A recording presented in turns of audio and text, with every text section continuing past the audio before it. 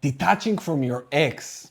There is a lot of misconceptions and confusions around this topic. And I actually received a comment from a subscriber, Sabrina, and she said, people say detach, turn off emotion, but give no helpful tips or examples, especially for those of us who are empath or who deal with attachment issues. And Sabrina, you're right. There is no really solid, good answer online. But lucky for you guys, today's session, I'm going to provide for you extensive, an answer that will set you free completely. I promise you that. And it's going to be extensive and simple, plus something that you can actually implement. I am Coach Goldman, your relationship and breakup coach. And the answer to this question is twofold. There's actually just two things. Number one is stop feeding the connection, stop feeding the attachment, which sounds very simple. But the second one is something that most people don't really understand about detachment, because they think you need to detach from your ex, which this is the problem.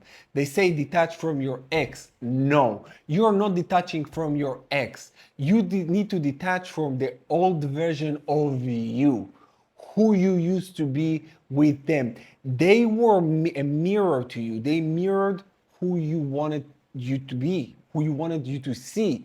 And once you start to let go of this version of yourself and actually outgrow this version, that's healing. And you do it through the work that I'm going to suggest to you, through just a lot of self love. And you will understand it. Let's just start with the first one. Number one is stop feeding the connection and the addiction and the attachment. How you do that? By first things first, delete, block if you need to, and what else? Delete messages, delete everything, all of their belongings that they had, give them back or give them to Goodwill. You got to stop having these triggers lying around. You have to stop feeding, like I said, the attachment. Everything must go. You need to clean slate. Clean slate. And also for your next relationship, you don't want your ex's things lying around. This is an ex energy. So you want everything to be gone. Everything. So completely clean your phone. Sometimes people tell me, yeah, but I got thousands of pictures. Okay, so just wipe up your phone. I mean, if you have that much clutter, it's not good for your mental health, anyways. So clean everything. If you need delete, buy a new phone, delete everything. It doesn't matter. You can't heal with these emotional residues lying around. So block, delete, do whatever you need to in order for you not to even be tempted to check their social media or anything like that. Put barriers. If you have fake accounts, those of you with fake accounts, stop it. Just delete them. Delete all of these things. Make it harder for you to actually have the ability to check. Just make it harder and put strict boundaries around that. By the way, if you need help with that, hit me up. I'm really good at helping you guys setting boundaries. And my clients tell me I can't stop stalking. I said, okay, just before you need to stalk, just talk to me. And I know exactly what to do and what to tell you to stop it. So if you need help, I'm here for you to help you. But regardless, stop feeding the bond. Stop feeding the attachment with everything. So this is number one. It's more physically. Now there is the spiritual element, the thoughts, the ruminations.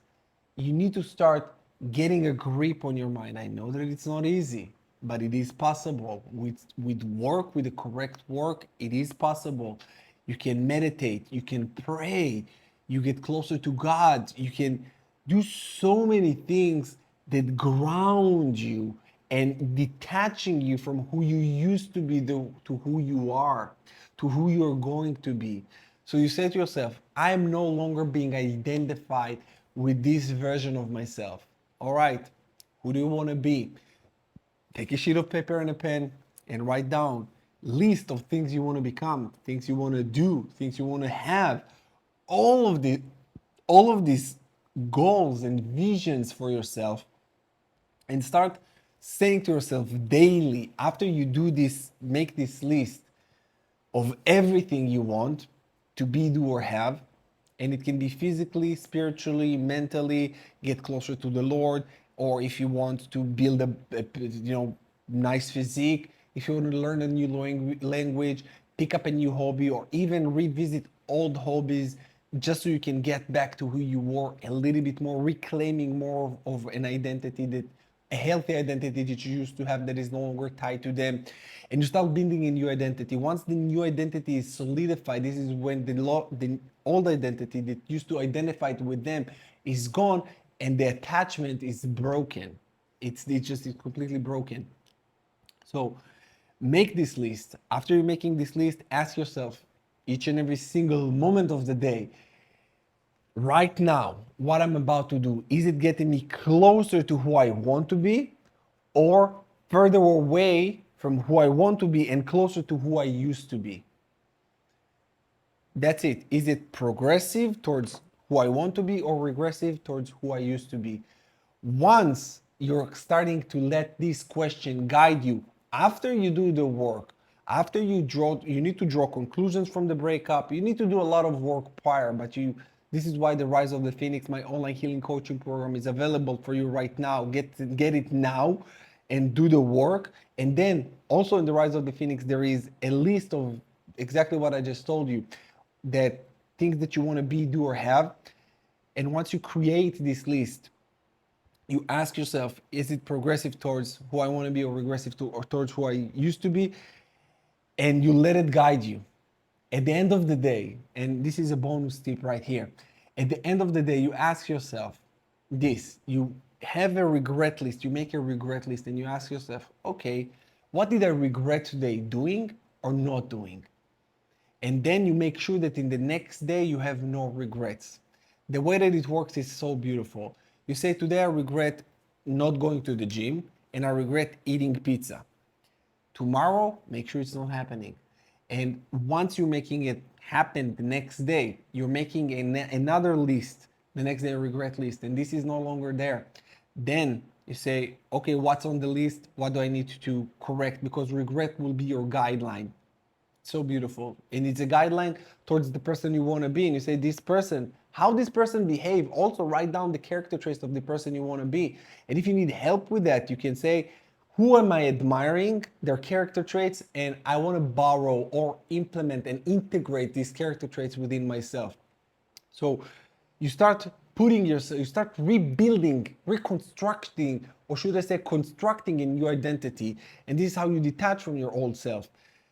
Once you are having this clear image of who you want to be, you just need to keep pushing and moving forward.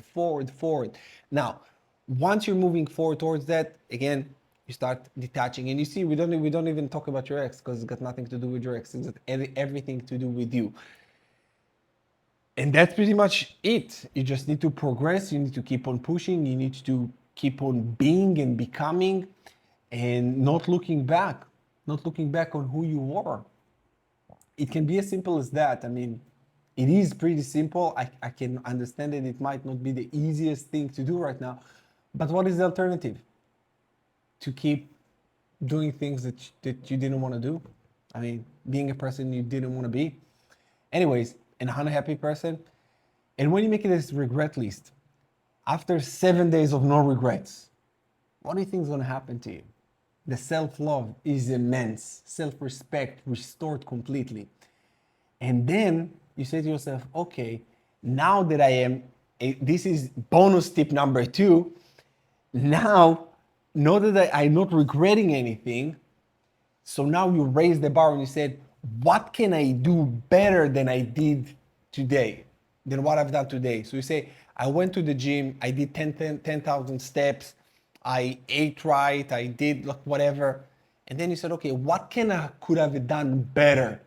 And then you said, I can do 11,000 steps. I can do, I don't know, like whatever it is for you. Stretch yourself, make yourself grow. And now it's almost 11 p.m.